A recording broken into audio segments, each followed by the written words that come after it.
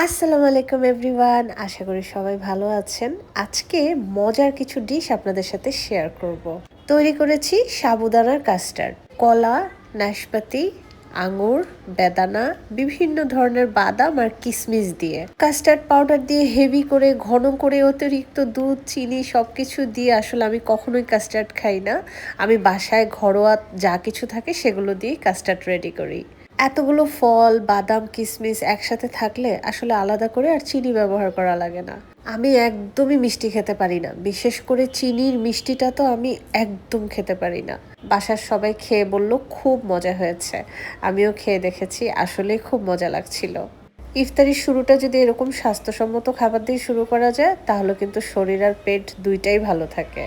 সাথে কিন্তু আছে অনেক রকমের জুস, চলেন শেয়ার করি।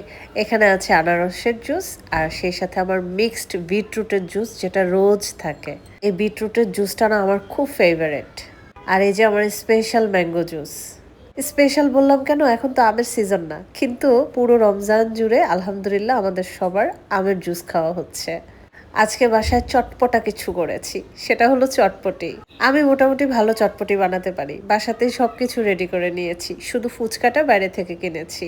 এক বক্স ফুচকা নিয়ে বসে পড়েছি, যে যেটা খাবে, চটপটি খাক ফুচকা খাক সবাইকেই বানিয়ে দিব।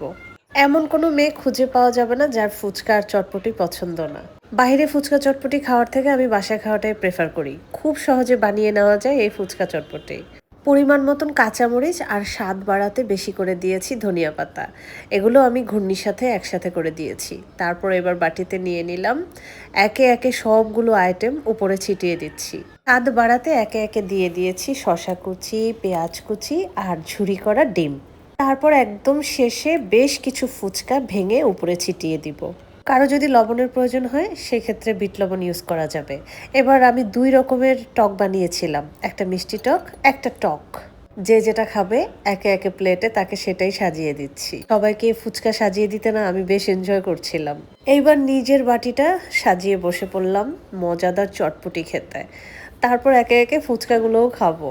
আজকের এই চটপটা ভিডিওটা আপনাদের সাথে শেয়ার করলাম। কেমন লাগলো অবশ্যই জানাবেন।